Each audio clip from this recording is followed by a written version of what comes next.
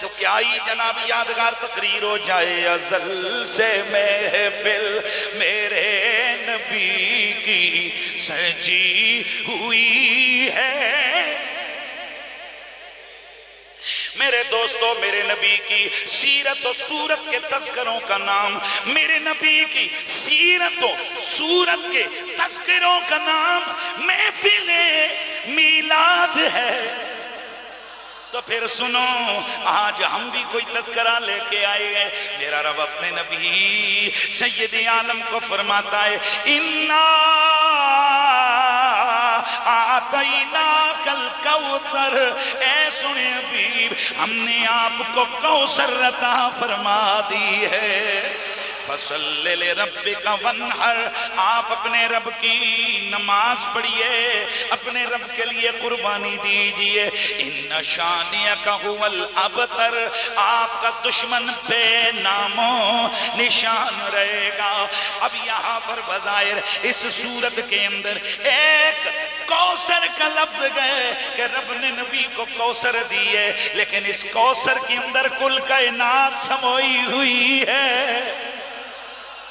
اس کوثر کے اندر کل کائنات سمائی ہوئی ہے۔ وجہ کیا ہے؟ یہ کوثر کثرت کے لفظ سے فعل کے وزن پر کثرت کا مبالغے کا صیغہ ہے، جس کا مطلب ہے ہم نے حبیب آپ کو کثرت کی بھی کثرت عطا فرمائی ہے،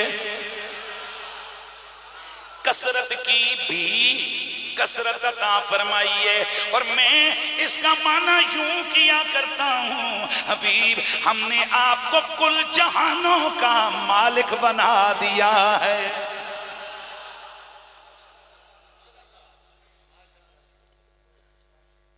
یار چلو میری ایک بات تھوڑی سی مشکل ہو جائے گی، پر میں چاہتا ہوں کہ اگر بات کو آپ سمجھیے۔ کئی لوگ کہتے ہیں جی کہ اللہ ہی کائنات کا مالک ہے، کسی کو نہیں مل سکتی۔ میں کہتا ہوں اللہ جسے دے اسے مل سکتی ہے۔ دیکھیے اللہ قرآن میں فرماتے ہیں قُلِ اللہم، لیکن ہم اس کو اگر ویسے پڑھیں تو قُلِ اللہم مالک الملک تُؤْتِي الملک من تشاء وَتَنزِعُ الْمُلْكَ مِمَّنْ تَشَاءُ وَتُعِزُّ مَنْ تَشَاءُ وَتُذِلُّ مَنْ تَشَاءُ بِيَدِكَ الْخَيْرُ إِنَّكَ عَلَى كُلِّ شَيْءٍ قَدِيرٌ۔ ماشاءاللہ علماء یہاں بیٹھے ہیں، صرف آپ کا ذوق آپ کو بڑا اچھا ملے گا۔ یہ اس بندے ہیں جس الف لام کی قسمہ پڑھی ہوئی ہیں، انہیں پتہ لگ سی نا مدرسے کیڑا کیڑا نسیا ہویا تے کیڑے کیڑے جناب پڑھے ہوئے ہیں، انہیں پتہ لگا۔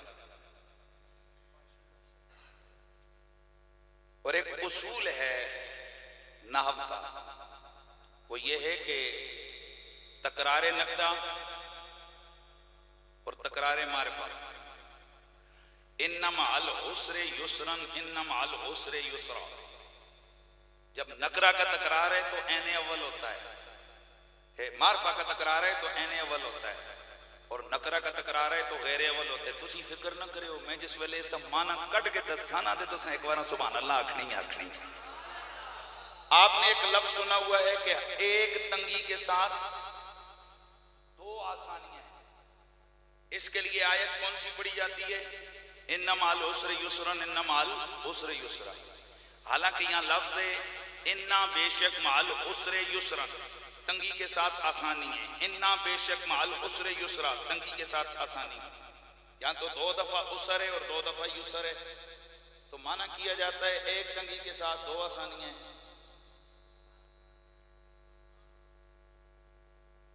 بھائی عسر دو دفعہ ہے، یسر بھی دو دفعہ ہے، پھر ایک تے دو دا کیرے رولا پہ گیا۔ یہ آپ کو سمجھ نہیں آئے گا۔ یہ جو پڑھے لکھے لوگ ہیں، علماء جنہوں نے پڑھا ہوا ہے، کئی ہوندے جڑے مدرسے میں جناب اللہ جنہوں نے مدرسے دے ڈان ہوندے ہیں، اتھے بدماشیاں کرتے رہے سن، اتھے فٹریاں کرتے رہے سن، باہر نکل کے بھی کسی مسیجی گئے، اتھے بھی انہوں نے فٹریاں ہوئی ہیں۔ بندیاں دے پتراں لا کام کو نہیں، رولا جھگڑا، کسے دے خلاف منصوبہ، کسے دے خلاف فتوہ، کسے دے خلاف آنا جانا کاک کوئی، نہ خوف خدا نہ شرم نبی، یہ بھی نہیں وہ بھی نہیں۔ اور جو واقعتاً قرآن و سنت کے ماننے سمجھنے پڑھنے والے، ان کو خوف خدا بھی ہوتا ہے، حیاء مصطفیٰ بھی ہوتی ہے۔ ان کو شرم ہوتی ہے کہ ہم عالم ہیں تو علم کا تقاضا کیا ہے، فتوے کا تقاضا کیا ہے، کسی کے حوالے سے اگر کوئی بات کسی کے خلاف کرتے ہو تو اس کی شرعی حیثیت کیا ہے، تمہارے پاس کتنا گواہ ہونا چاہیے، کس طرح کا ثبوت ہونا چاہیے۔ قرآن کی آیتیں یہ صرف عوام کو پڑھاتے ہیں کہ اذا جاءک فاسق بنبأ، تمہارے پاس کوئی خبر آ جائے تو اس کی تفتیش کرو، خود نہیں کرتے ہیں، یہ عمل کے لیے نہیں، یہ لوگوں کو بتانے کے لیے۔ بہرحال میں سمجھانا چاہتا ہوں، جن کو میں بتانا چاہ رہا تھا وہ میں نے بتا دیا ہے، میں سمجھانا چاہتا ہوں کہ یہ بات کیا ہے۔ ایک جگہ اسر ہے، دوسری جگہ اسر ہے، تیسری جگہ یسر ہے، چوتھی جگہ یسر ہے، اسر بھی دو جگہ، یسر بھی دو جگہ۔ پریشان نہ ہو لالا، گال سمجھانی میرا کام ہے، میں سید حسین الدین شاہ صاحب کا شاگرد ہوں، اللہ کا فضل و کرم ہے، مالک کی مہربانی ہے، مولا علی کا غلام ہوں۔ اچھا، غوث پاک کی نگاہ کرم کا دعویٰ ہے، اس لیے بے فکر ہو، میں سمجھا کے نہ اٹھا تو پھر بات کرنا۔ اب ذرا سنو، اب یہاں پر قاعدہ لگتا ہے نحو کا، لغت کا قاعدہ لگتا ہے، وہ یہ ہے کہ یہ جو العسر ہے نا، اور یسران کے اوپر الف لام نہیں، العسر پہ الف لام ہے، یہ ہو گیا معرفہ، یسر ہو گیا نکرہ۔ قانون یہ کہ اگر ایک ہی عبارت میں دو تین جگہ معرفہ ذکر ہو تو جو پہلا ہوتا ہے وہی دوسرا ہوتا ہے، وہی تیسرا ہوتا ہے، یعنی وہ پچھلے کا تکرار ہوتا ہے، اور وہ جو نکرہ ہوتا ہے نا وہ جتنی دفعہ آئے گا اتنی دفعہ نیا ہوگا۔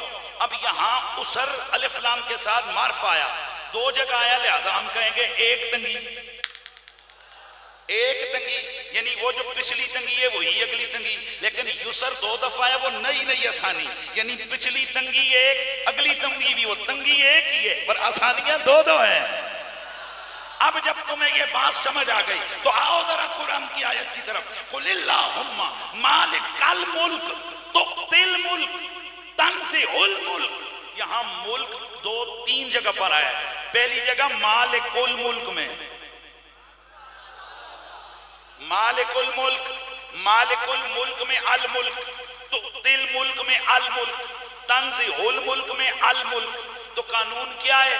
قانون یہ ہے کہ جب معرفہ تکرار سے آئے تو وہ عین اول ہوتا ہے۔ اب اللہ فرماتے ہیں قل حبیب تو بول، اللہم اے میرے رب، مالک الملک، مالک کائنات، تؤتی الملک، تو ملک جسے چاہے دے دے۔ کون سا ملک؟ وہ جو الملک پیچھے آیا وہی ملک آگے، وہ جو الملک پیچھے آیا وہی الملک آگے۔ مطلب کیا کہ اے حبیب تو کہہ دے جس ملک کا مالک خدا ہے وہ جسے چاہے اس کا مالک بنائے۔ تو میں نے پوچھا ملا جی قرآن تو کہتا ہے اللہ جسے چاہے مالک بنائے، اللہ جسے چاہے مالک بنا دے، کس کا؟ اس ملک کا جس کا وہ خود بادشاہ ہے، جس کا خود مالک ہے، وہ اس ملک کا جسے چاہے مالک بنا دے، جسے چاہے عطا کر دے۔ اب بتاؤ قرآن ویسے ہی کہتا ہے یا وہ رب دیتا ہے تب کہتا ہے؟ تو جب رب دیتا ہے پھر کہتا ہے تو اب مانا بتاؤ مجھے۔ اللہ فرماتے حبیب تو بول، اے مالک الملک، تو جسے چاہے الملک دے دے، یعنی جس کا تو مالک اس کو جسے چاہے تو مالک بنا دے۔ میں نے پوچھا بڑے بڑے ملاؤں سے کائنات میں اب انگلی رکھو وہ بندہ کون ہوگا جسے رب چاہے گا کہ وہ مالک بنے؟ نہیں یار نہیں، اتنا ریسے ماں کھبے پاسے ہوتا بالکل بھی نہیں آیا، کیونکہ بیچ کوئی علماء دی تعداد بیٹھی ہوئی ہے جو نہیں یار۔ جب علماء کو اس چیز کا پتہ ہے کہ یہ لفظ کیا ہے، اس کا معنی کیا ہے، اور عوام تو ویسے ہی چلو ان کو ذوق آ گیا، جو پڑھے لکھے ہو جب آپ بولو گے ان کو بھی اندازہ ہوگا کہ بہت بڑی بات ہو گئی۔ تو اللہ فرماتا ہے اے حبیب آپ کہہ دو، اے مالک الملک اللہ، جس ملک کا تو بادشاہ ہے تو جسے چاہے وہ ملک دے دے، جسے چاہے وہ ملک جس کا تو بادشاہ ہے وہ ملک دے دے، جسے پھر چاہے۔ اس کا مطلب ہے رب جسے چاہے قرآن کہتا ہے وہ مالک بناتا ہے۔ اب خود ہی بتاؤ رب نے اس کل کائنات میں کسے چاہا ہوگا؟ نا نا نا نا نا نا نا، بات نہیں سمجھ آئی، بات نہیں سمجھ۔ یار اب ہر بندہ دل پہ ہاتھ رکھ کے بتائے، یہ تو قرآن کی نص موجود ہے، رب جسے چاہے وہ اپنے ملک کا مالک بناتا ہے. اب تم فیصلہ کرو, رب نے اس کل کائنات میں کسے چاہا ہوگا. تم اگر کسی اور پہ انگلی رکھو گے